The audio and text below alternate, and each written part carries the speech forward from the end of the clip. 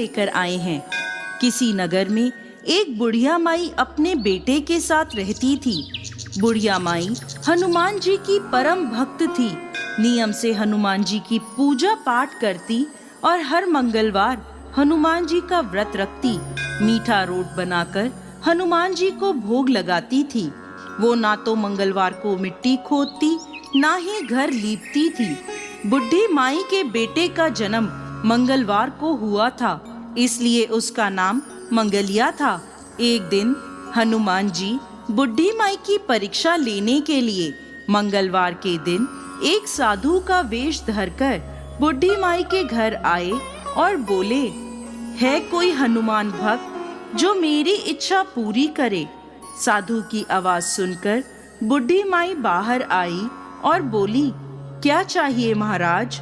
वो बोले, मैं भूखा हूँ, भोजन बनाऊंगा, तुम मुझे अपना आंगन और चूल्हा लीप कर दे दो। बुढ़ी माई ने हाथ जोड़े और बोली, महाराज, मिट्टी खोदने और आंगन लीपने के अलावा आप जो भी आज्ञा देंगे वो मैं अवश्य मानूंगी। साधु बोला, पहले मुझे वचन दो कि मैं जो कहूँगा तुम वो करोगी।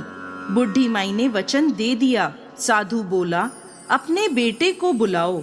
बुढ़ी माई ने बेटे को बुला दिया। साधु बोला, इसे धरती पर औंधा लिटा दो, मैं इस पर भोजन बनाऊंगा।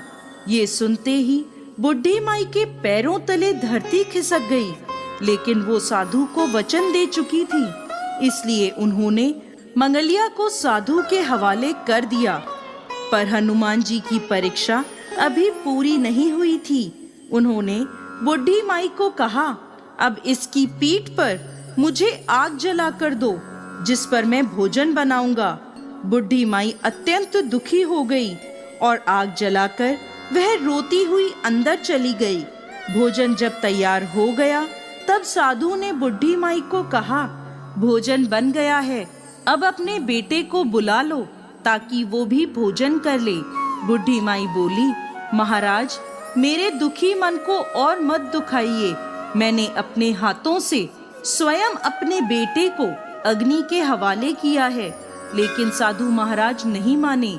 तब बुढ़ी माई ने अपने बेटे को पुकारा। बुढ़ी माई के आवाज लगाते ही मंगलिया हंसता हुआ घर के अंदर आया और बोला, हाँ माँ। अपने बेटे को देखकर बुढ़ी माई की खुशी का ठिकाना ना रहा, परंतु वो हैरान थी कि ऐसा कैसे हो गया। वो अपने पुत्र सहित साधु महाराज के पैरों में गिर पड़ी। हनुमान जी ने उसे अपने दर्शन दिए और उसे सर्व सुख का आशीर्वाद दिया और अंतर्ध्यान हो गए। हे हनुमान जी महाराज, जैसे अन्न धन के भंडार और सर्व सुख बुढ़ी माई को दिया, वैसे ही इस कहानी को कहते, सुनते और हुंकार भरते सब पर कृपा करना। दोस्तों, यदि